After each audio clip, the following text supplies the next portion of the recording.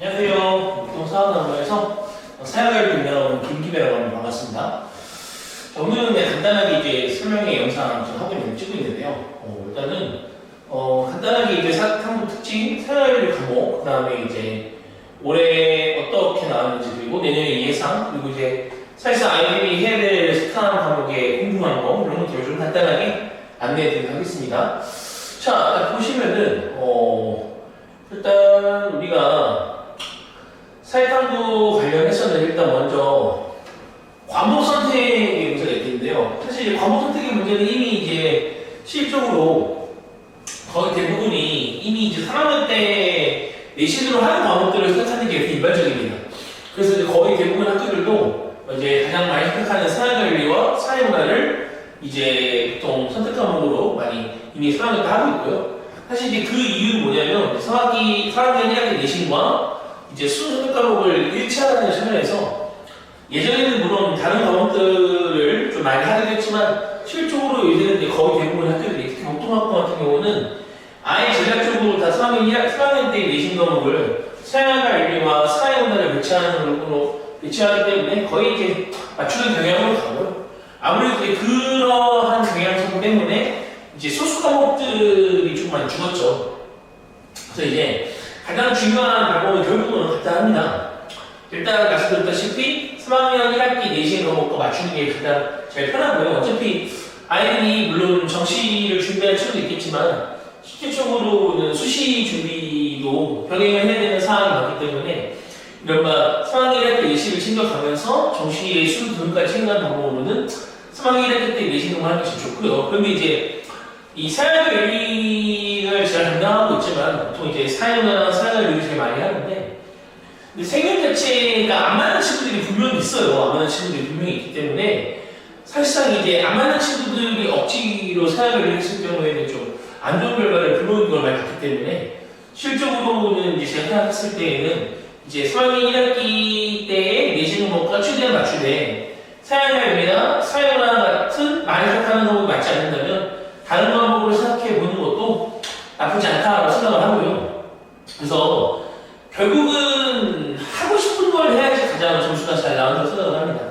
그리고 이른바 이제 소위 전략에 따라 갈 수도 있는데 실적으로는 만약에 예를 들어서 내가 3등급만 필요하다. 그러면 생각하는 게 맞습니다. 왜냐면 생각 같은 과목이 3등급을 가장 빠르게 쉽고 빠르게 만들기 쉬운 좋은 과목이거든요. 그러니까 뭐 2등급이나 1등급이 꼭 필요하지 않고 3등급이 필요하다면 사실 사회관리가 3등급을 달성하기에는 가장 빠른 방법으로 볼 수 있거든요. 근데 그러한 전략적 차이들이 있기 때문에 생각을 해주셔야 되는 거고 그 다음에 이제 언제부터 시작해야 되냐는 건데 결국은 시작은 빠르면 빠를수록 좋습니다. 실적으로 이제 제가 물론 지금 타이밍 때 하나 이해는 아니지만 제가 6평을 보고 나서는 애들한테 이렇게 얘기합니다. 국영수를 더 하지 마라. 왜 국영수 하지 말라고 얘기하냐면 어차피 6평 지나고 나서 여러 번 9평 그 다음에 몇 개 안 나는 시점에서 사실상 이제 국영수를 단시간에 등급을 올린다는 건 제 학생 때는 저는 거의 불가능하다고 생각하거든요. 뭐 그래봤자 한 등급 정도라고 생각을 하는데 사실 이제 특히 수시를 준비하는 제 학생 입장에서는 사실 최저 등급 맞추기 위해서 수능 등급이 필요한 경우가 굉장히 많을 텐데 그러기 위해서는 실적으로는 이제 사회탐구가 시간 대비 효율적으로는 가장 빠르게 1등급을 할 수 있는 과목이거든요. 사실 이 국영수 같은 경우는 공부가 오랫동안 축적되어 와야 되고 그리고 3등급을 2등급으로 올리는 게 정말 어려운 과목이고 2등급에서 1등급으로 올리면 어렵거든요. 근데 그에 비해 물론 사탐이 3에서 2로 올라가고 2에서 1로 올라가고 쉽다는 게 아닙니다. 아니지만 그럼에도 불구하고 국영수에 비교했을 때에 비해서 굉장히 쉽게 올라갔었거든요. 상대적으로 봤을 때. 그렇기 때문에 사실 사탐구를 뭐 국영수를 끝내놓고 6평 끝나고 여러 번 하기 시작한다 이런 친구들이 있는데 그런 친구들이 물론 성공한 경우도 있습니다. 근데 그런 친구들은 굉장히 머리가 좋은 친구들이에요. 아니면 2학년 때 했던 과목이어서 이미 서울버스 베이커를 썼습니다. 그렇기 때문에 국영수를 완성해놓고 탐구를 시작한다? 그건 저는 아니라고 생각을 합니다. 그렇기 때문에 겨울방학서부터 8월까지 이어지는 1년 동안의 풀 커리큘럼을 꾸준하게 해준다면 실적으로 무난하게 1등하는 경우를 제가 많이 봤거든요. 실적으로 겨울에 하면 친구들 혹은 6월 목표 전에 합류한 친구들, 아니면 6월 목표 끝나고 여름방학 때 합류한 친구들, 9월 목표 끝나고 나서 합류한 친구들, 아니면 파이널 때 합류한 친구들, 여러 유형의 친구들이지만 안정적으로 점수가 잘 나오는 친구들은 겨울방학 때부터 꾸준히 들었던 친구들입니다. 어차피 국영수랑 달리 이제 사회탐구는 일주일에 한 번밖에 안 부릅니다. 실적으로 뭐 클리닉 있긴 하지만 클리닉도 보통 이제 아이들이 또 다른 공부를 해야 되기 때문에 이제 본 수업 시간에 앞이나 뒤로 하는 게 많거든요. 그렇기 때문에 일주일에 한 번 오는 게 시간이 없어서 못 온다는 것 자체는 사실 공부를 안 하는 친구라고 생각하거든요. 그렇기 때문에 이제 겨울방학 때부터 시작해서 일주일에 한 번, 뭐 이제 과목이 두 개라면 두 과목이 필요하신 분들이 두 번 와야겠죠. 5분으로서 이제 꾸준히 관리받는 느낌으로 1년 동안 풀컬링을 사주는 게 저는 가장 안정적이고 나중에 점수를 관리하는 게 좋다고 생각하거든요. 그렇기 때문에 시작 시점이라는 건 지금 당장 시작하는 것이 가장 좋다라고 말씀을 드릴 수 있고, 그 다음에 어떻게 공부해야 할까라고 했는데, 사실 이제 이 공부 방법이 이따가 제가 설명드리겠지만 진짜 열심히 해야 됩니다. 그러니까 아이들이 제가 보기 생활 유리잖아요. 근데 이제 생활 유리 수치는 굉장히 쉽게 보는 경향이 있는데, 물론 쉽습니다. 왜냐면 이게 아까 말씀드렸지만 3등급을 달성하기에 가장 쉬운 과목이 사용을 하려고 했는데, 왜냐면 20문항 중에서 10문항은 정말 쉽게 나와요. 그러니까 그냥 국어 영역 문제 푸시게 나옵니다. 근데 그렇다고 해서 반듯하겠다고 해서 3등급 나오는 게 아니거든요. 실적으로는 최근에는 물론 이번 수능이 좀 어렵긴 했지만 평균적으로 봤을 때는 40점대 초반이나 30점대 후반이 보통 3등급 컷이거든요. 물론 올해 같은 경우는 좀 풀리기가 어려워서 40점 초반대가 1등 코스로 예상이 되어지는데, 그렇기 때문에 이제 실적으로는 이제 38점이나 9점 정도를 맞아야 안정적으로 3등급을 확보할 수 있다는 거고, 그럼 반타작에서 사실상 10점이나 9점 정도 얻어야 되는데, 그럼 10개 맞추고 3개를 더 맞추는 얘기거든요. 그러니까 그 정도까지는 굉장히 이제 할 수 있으나, 기본적으로 이제 아까도 얘기했지만 3등급을 따기에는 빠르지만 2등급이나 1등급으로 올라가기 위한 분들은 생각보다 어렵기 때문에 기본적으로 공부를 많이 해야 됩니다. 이게 그리고 뭐 이제 아까 말씀드렸지만 국어의 비문학처럼 푸는 문제들이 꽤 나온다고 했잖아요. 근데 이제 그 문제들도 최근에 굉장히 좀 어려워지는 경향입니다. 기본적으로 그래서 이 사상가들이나 철학자들이 기본적으로 내용과 원리를 알아야지만 풀 수 있게끔 나오거든요. 그렇기 때문에 예전처럼 그렇게 막 난이도상으로는 꼴 과목이 아니기 때문에 생각보다 상당 부분 이제 시간을 투자해야 되고 좀 꾸준히 공부를 해야 되는 그런 과목으로 여겨지고요. 그리고 아까 말씀드렸지만 물론 이 과목 자체가 엄청 많은 특화된 과목이긴 하지만 실질적으로는 분명히 사회력이라는 과목과 맞지 않는 친구들이 분명히 존재하거든요. 그렇기 때문에 그 부분들을 생각해서 여러분들이 좀 결정해 주시는 게 맞고요. 그 다음에 이제 실전을 위해 생각하는 두 과목이 필요한데, 한 과목이 필요한데 두 과목을 공부해야 되냐? 사실 이제 효율적인 방법은 한 과목이 필요할 경우 한 과목만 하면 되겠지만, 기본적으로는 두 과목을 선택하기 때문에 두 과목 모두 준비하는 게 맞다고 생각이 됩니다. 왜냐면 기본적으로는 한 과목만 준비했는데 만약에 수능 날에 가서 한 과목을 망쳐버릴 수도 있기 때문에 실적으로는 이제 어느 정도의 시간을 들여서 두 과목을 안정적으로 준비하는 게 좀 더 맞다고 생각이 들거든요. 그래서 아마 이런 것들이 궁금하실 거고, 그리고 이제 이런 부분들을 이렇게 해결할 수 있기 때문에 먼저 제가 이제 설명이 시작이 앞에서 이런 부분들 먼저 체크하고 넘어갔고요. 자, 그 다음에 이제 봐야 될 게 올해 수능이겠죠? 올해 수능이 꽤 어렵습니다. 네, 꽤 어렵고요. 국영수는 뭐 평균과 비슷하게 나왔다? 뭐 이렇게 나기지만 사회탐구 파트는 굉장히 좀 어려웠습니다. 물론 이제 정부의 지금 현황 자체는 뭐 킬러보다는 더 세다라는 거였잖아요.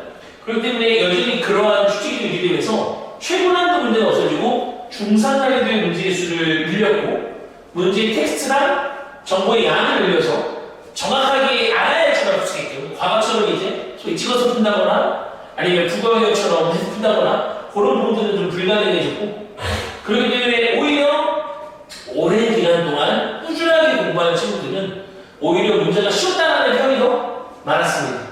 하지만 체감 난이도가 더 형성했다는 건 바로 어설프게 공부한 친구들, 뭐 예를 들어 유평 끝나고 시작했다거나 여름방학 때 시작했다거나 아니면 뭐 9월 목표 끝나고 합류했다거나 이런 친구들은 아마 완성되지 않은 상태로 시험장에 들어왔기 때문에 굉장히 좀 어렵게 느껴질 수도 있겠습니다. 그래서 이러한 형태는 교육 과정이 바뀌기 전까지는 계속해서 지속될 가능성이 높다고 생각이 들고요. 그렇기 때문에 일단 기본적으로는 예전처럼 이제 킬러문항 뭐 이런 거죠. 뭐 사회문화나 사회경제나 뭐 킬러문항 두 개가 나왔기 때문에 그 두세 개를 포기하고 나머지를 공부해도 3등급이 나오는 그런 시스템이 되는데 이제는 그런 시스템이 좀 불가능해졌다는 얘기죠. 자, 3번은 이제 가장 많이 하는 거니까 이제 제가 그냥 돕고 이제 이름은 돕고 제가 이제 여기서 상호 수업은 안 하지만 다른 상호 수업 하거든요. 여기서 이제 제가 생연을 하니까 기본적으로 이제 생윤이랑 윤사를 제가 묶어놓은 이유는 뭐냐면 최근에 생윤윤사가 굉장히 비슷하게 나옵니다. 그래서 예전에는 3은 생윤을 많이 추천했어요. 그 과목으로. 근데 최근에는 생윤윤사를 꽤나 많이 추천합니다. 예전에는 쌍윤사, 쌍윤이 하지 말라고 했거든요. 왜냐면 생윤과 윤사의 방향성이 워낙 달랐기 때문에 하지 말라고 했었는데 최근에는 제가 오히려 3원의 교포통계가 어렵거나 3원이 최근에 약간 뭐랄까 타임 어택식으로 타임 어택? 그러니까 한 문제 풀 수 있는 시간이 정해져 있고 그 시간을 오버하면 나머지 두 문제가 밀리는 그런 시스템이거든요. 왜냐면 3문제가 내용이 많아지고 좀 지문이 길어지고 복잡해지면서 오히려 도표통계보다 일반적 문제들이 좀 어려진 경향이 있어서가지고 그래서 이제 그런 타임 어택형의 문제에 좀 어울리지 않는 친구들이 3문을 굉장히 힘들어합니다. 그래서 보통 이제 재수생도 보면요 3문을 하는 친구들이 많이 윤서로 전형을 합니다. 그래서 오히려는 생윤사 같은 경우는 같이 묶기 좋아졌고 특히 이제 윤사에서 나오는 내용들이 생윤으로 넘어왔어요. 그래서 윤사와 생윤을 같이 준비하면 굉장히 유리한 친구들이 많아졌거든요. 예전보다는. 근데 마찬가지로 생윤 윤사를 설명드리면 지난 수업보다 어려워졌고 아까도 얘기했듯이 최고 난이도 문제는 좀 줄어들었죠. 거의 없었습니다. 그러니까 소위 이제 가장 어렵다는 분배 정의로 예전에는 막 학자들 3명, 4명 물어보거나 아니면 서로 비판하는 문제 내거나 아니면 알고리즘 문제 내거나 맨날적으로 문제 내거나 이런 식으로 문제를 붙여야 되는데 지금 그냥 우리의 수업 같은 경우는요 그냥 간단히 있어요. 간단하게 그냥 값을 준 다음에 값수단가나 몇수단가의 주장으로 옳고 골라라 이런 식으로 간단하게 되거든요. 원래 킬러가 나오는 부분들도 그래서 이 중상 난이도와 하 난이도를 올리면서 이른바 말장난치는 부분이나 독해력들을 많이 요구하는 그런 문제들이 일어났고 실제로 등급학 산정 올해 실패했습니다. 그래서 내년에 지금 어려울 거고 그렇기 때문에 작년과 올해 중간을 주간뒀고 기본적으로 전반적으로 최상위권 친구들은 쉬었다는 평이 지배적입니다. 올해 제자들이죠. 작년이 아니라 올해 제자들에게 보는 그렇습니다. 그런데 공부가 조금 완벽하게 되지 않는 친구들은 너무 어렵다는 평이 지배적이고요. 그렇기 때문에 꾸준히 공부한 친구들이 굉장히 유리한 시험이었다고 생각이 듭니다. 자, 그렇기 때문에 기본적으로 올 수능도, 그러니까 내년 수능도 올 수능과 비슷하게 진행이 될 거고 윤리 영역 이외의 출제는 팀체 기준은 변화가 없을 거라 하고 윤리도 많이 하는 변화는 없을 것 같습니다. 왜냐면 윤리 같은 경우는 아이들수 실패했다는 소리를 없잖아 했거든요. 그러니까 결론은 뭐냐면 현장 공부의 중요도가 상승했다는 얘기입니다. 그러니까 인강은 물론 좋죠. 근데 자기 주도가 안 되는 친구들이 인강을 들으면 아예 완강률이 어쨌든 안 나옵니다. 그러니까 애들이 안 되고 있어요. 그러니까 제가 물론 뭐 대치동에서 통합사에 내신 통과하지만 보면 항상 있는데 애들이 안 하고 있어요. 공부를 안 하고 있습니다. 생각보다. 그러니까 고3 애들도 공부를 안 하고 있습니다. 생각보다. 그러니까 인강 해놓고 끊어놓고 뭐 듣는다고 하는데 아예 개념도 암흑기를 안 듣는 친구들이 막 6월 끝나고 9월 끝나고 여름방학도 와요. 그러니까 아무것도 안 되는 친구들 왔습니다. 실제로. 예. 그렇기 때문에 현장에서 강제적으로 학습하는 게 아니라면 생각보다 아이들이 공부가 안 되는 사람이 많기 때문에 현장 공부가 굉장히 중요해진다고 생각합니다. 그렇기 때문에 겨울방학부터 꾸준히 열심히 해야 2등급 이내가 가능한 상황입니다. 재학생들이면 특히. 최근에 이제 재수생들 강의 원래 듣던 거고요. 특히 이과 애들이 사탄 과목으로 넘어갔거든요. 네, 이과 애들이. 특히 이과 애들이 국어를 잘하는 이과 애들이 세계를 많이 합니다. 이게 계획을 할 때 문과를 밀리는 거거든요. 그렇기 때문에 실질적으로는 이게 재학생들 입장으로 친다면 겨울방학부터 꾸준히 1년을 굴려가야 좀 이제 2등급이 나올까 말까 수준이 되는 상황이어서 이게 생각보다 인강에 대한 의존도가 높아지면 굉장히 좀 여러 가지 문제들이 생각하기 커졌거든요. 그렇기 때문에 마찬가지로 이 친구들 지금 보면은 생윤이 지금 39점인가 그럴 겁니다만 지금 그거죠. 그 다음에 3분이 40점인데 결국 1코 41, 2코 41 예상하거든요. 지금 3. 그러니까 이 친구 지금 결국 생윤도 2컷인 거고 2등급이고 3은 지금 3등급 되는 거거든요. 사실 잃어버리면 사실 최저등급을 맞출 수 있는 부분이 하나 없거든요. 둘 다 2가 나와야 되는데 하나가 3이 나와버리면 그러니까 적당히 하는 학생이 적당히 하는 학생 그렇게 열심히 드시는 건 아니에요. 그러니까 결국은 이렇게 나온 거죠. 그렇기 때문에 실질적으로는 물론 이제 1학기 때는 내신도 병행하고 수치도 병행해야 되기 때문에 아마 사회탐구 쪽에 시켰을 부분이 많이 없겠지만 1학기 때는 적당히 하더라도 진짜 모든 이제 수시 입시제에 건강하는 2학기 때에는 특히 구평 이전, 구평을 정하는 시기에는 무조건 전력 경주를 해야지 나오는 점수가 나올 수 있는 그런 시험이 됐습니다. 이제. 자, 그렇기 때문에 결국은 사탐의 비중이 굉장히 크다. 이거는 제가 뭐 설명드린 내용은 뭐 따로 설명이 안겠지만 뭐 이러한 수준 속에서 우리가 실적으로는 이제 이게 사탐의 실적으로는 이제 국영수보다는 오히려 좀 더 대학에 가는데 도움이 될 거다라는 얘기입니다. 네. 그래서 이런 거 한번 참고해 주시고요. 그래서 실적으로는 결국 사탐으로 대학을 가야 되는 상황을 하니까 최상위권이 아니라면야 소위 이제 그렇죠 인서울 정도를 생각하는 친구들이라면은 사탐부에 생각보다 좀 많이 중점을 둬야 되고 특히 학종으로 좀 효율적으로 이용해야 됩니다.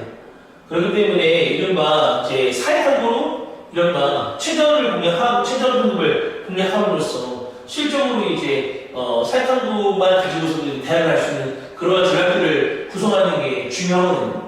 그렇기 때문에 말씀드렸다시피 중상위권 이상의 대학을 오른다면 다 잘해야겠지만 중위권 대학들은 효율적으로 선택할 필요성이 있고 거기서 굉장히 사탐이 키 포인트 과목이 될 수 있다는 걸 말씀드리고 특히 하위권을 할수록 더 중요합니다. 하위권 친구들 국영수 학교 공부해도 등록하는 겁니다. 진짜로.